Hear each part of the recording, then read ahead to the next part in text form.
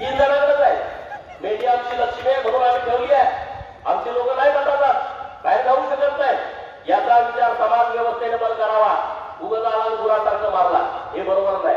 आरक्षणाची लढाई आम्ही लढतोय आणि 1,00,000% ते आरक्षण मिळवण्यासाठी जी काय ताकद लावावी लागेल ती आपल्याला लावायची आहे. त्याच्यासाठी आपण संघटित होऊ, त्याच्यासाठी आपण ताकदीनं पुढे जाऊ. त्याच्याबद्दल चिंता करण्याची काही गरज नाही. आपण त्या दिशेमध्ये सगळेजण एक दिलान आणि एक मनात आपण पुढे जायचं आहे.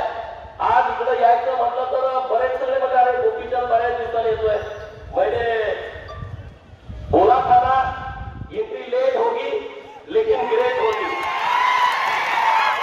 जिंदगी जीते हैं हम शान से, जिंदगी जीते हैं हम शान से, तभी तो दुश्मन जलते हैं हमारे नाम से. तभी तो दुश्मन जलते हैं. आपल्याला काम करावं लागेल.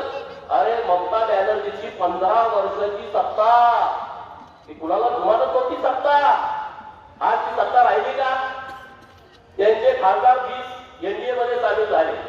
80 पैकी 60 आमदार त्यांनी वेगळा गट स्थापन केला.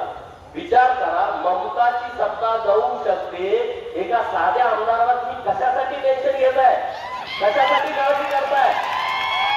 काय काळजी करण्यासारखं कारण नाही. हे सगळे दिग्गज नेते तुम्हाला सपोर्ट करायला बसलेले आहे. अहिल्यादेवींचे एवढ्या मुत्सदी होत्या जेव्हा राघोबा दादा त्यांच्यावरती ताल करून आले. मालेगावांचं मी सुरुवात झालंय.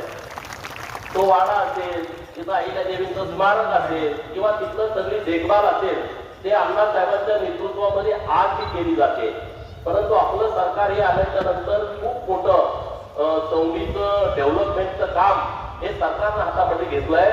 जवळपास 1,000 कोटी रुपयाचा आराखडा सरकारनं मंजूर केलेला आहे आणि आचारसंहिता झाल्याच्या नंतर सौदीमध्ये स्मारकाचं काम प्रत्यक्षात चालू होणार आहे. माननीय मुख्यमंत्री यांचं मनपूर्वक आभार करण्यासाठी आपल्या ईश्वरपूरमध्ये जोरदार टाळ्यावरून त्यांना धन्यवाद द्यावं.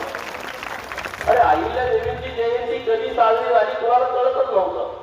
काय काय कधी असे की अहिल्यादेवींची जयंती साजरी करायला जायचं कुठं, त्यांच्या पुढे प्रश्न पडतो. कुठं जायचं? आता 31 तारखेला पण इथं गडीच होत होते, जायचं कुठं? मग कुठं तर आणायचं आणि पूजा. कारण अहिल्यादेवींचं स्मारक ईश्वरपूर अखंड तालुक्यामध्ये आहे आणि म्हणून आजच्या जयंतीच्या दिनानिमित्त आपण ठरवलं पाहिजे. गेल्या वर्षी कुणीतरी फेटे बांधून घेतले म्हणजे आम्ही अहिल्यादेवींचं स्मारक पुढच्या वर्षापर्यंत पूर्ण करणार. आजपर्यंत ते पूर्ण नाही. मी तुम्हाला आवाहन करतो, इथल्या सत्ताधाऱ्यांच्याकडून आपल्याला स्मारक नको आहे. आपल्याला ते स्मारक सगळ्यांच्या सहभागाने उभा करायचं आहे. मान्य आहे तुम्हाला? चिमन भाऊचं काम जागा उपलब्ध करून दिलं. सदाभाऊ आहेत, मी आहे, चिमन भाऊ आहेत, सत्तूभाऊ आहेत, सगळे आम्ही फंड तुम्हाला उपलब्ध करून देतो आणि अहिल्यादेवींचा पुतळा आपण लोकवर्गणीचा उभा करू. कारण ते सन्मानाचं प्रतीक असणार आहे, ऊर्जा देणारं प्रतीक असणार आहे.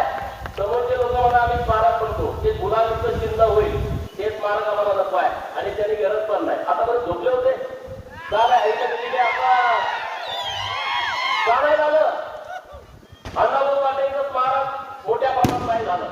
धर्मवीर भाऊराव पाटलांचं स्मारक, अरे एवढ्या लोकांना त्यांनी हजारो लाखो लोकांचं कल्याण झालं. धर्मवीर भाऊरावांच्या नेतृत्वामध्ये त्यांचं या तालुक्यामध्ये गाव असताना पण स्मारक झालं नाही.